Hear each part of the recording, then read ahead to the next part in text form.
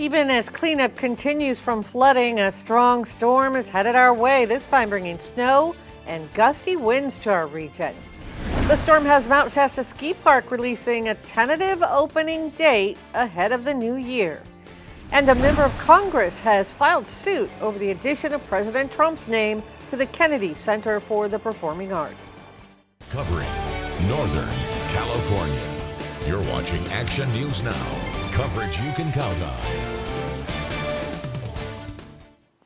Shasta County remains under a state of emergency today because of the recent flash flooding there and more rain on the way today. All roads are open, but the evacuation shelter is also open at the Pilgrim Congregational Church on Foothill Boulevard. There's space for up to 50 people. It's expected to be open for 2 to 3 days. No pets are allowed, but Haven Humane is offering to care for them. We have links to sandbag locations in all our counties on our website. Well, with rain and gusty winds in the forecast for the valley and heavy snow in the mountains through Christmas, PG&E is responding with all hands on deck. The utility says all of its emergency centers are activated and more than 5,500 co-workers and contract workers are ready to go. As for storm safety, it's reminding you, never touch a downed power line. Assume it's energized and call 911, then PG&E. And use only properly installed generators in a well-ventilated area.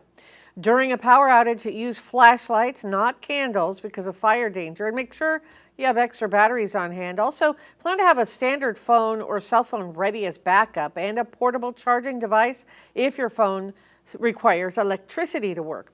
Also, have plenty of ice and drinking water on hand.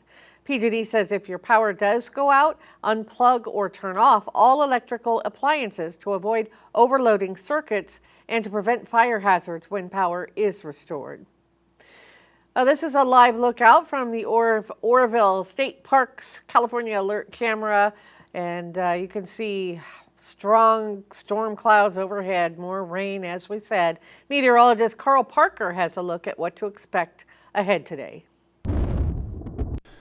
Hi, Linda. I wish we had better news for this holiday week, but we have an ongoing concern for flooding. Of course, we had the terribly heavy rain in Redding over the weekend and all the flooding associated with that. And the flood watch continues now for Redding and just about the entire area through the end of the week, Friday at 4 p.m. Now, let's take a look at the model forecast. We've got some rain that's ongoing in coastal areas. We're going to see a lot more rain stepping up late tonight. There could actually be a little bit of thunder as well, and very strong winds coming into the area through tomorrow morning. We're going to see snow levels initially pretty high, but they'll be crashing down through the next couple of storms. High wind warning in effect. We're going to have much more on this in just a few minutes.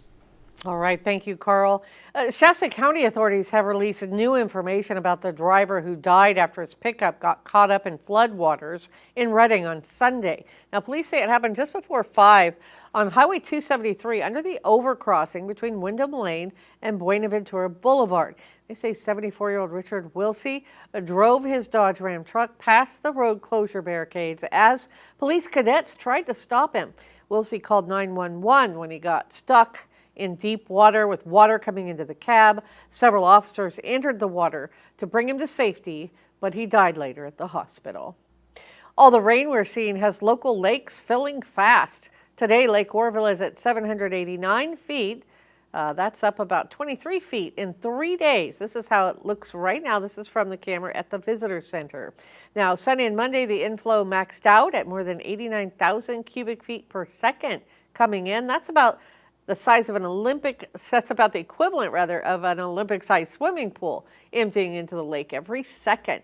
Now, Lake Oroville is currently at 102% of its historical average for this date. And Shasta Lake's at 1,001 feet right now, about 63% full, a little less than 5 feet from where it measured at this time last year. Mount Shasta Ski Park has announced its opening day, banking on the next storm to bring a lot of snow, because this is what it looked like about an hour ago. This is the park's base camera, and you can see there's still bare dirt there. Now, the park announced on social media that you can hit the slopes Saturday, December 27th, just 2 days after Christmas, and they're expecting that incoming storm to drop several feet of new snow between tomorrow and Friday. If you want to monitor the situation for yourself, we do have a link to the ski park on our website, actionnewsnow.com. The Justice Department has released an additional 10,000 documents overnight related to its investigation of convicted sex offender Jeffrey Epstein. As Olivia Rinaldi reports, the latest batch of materials offer new details on the financier's associates, including President Donald Trump. Newly released documents include court records, emails, news clippings, photos, and hundreds of video files.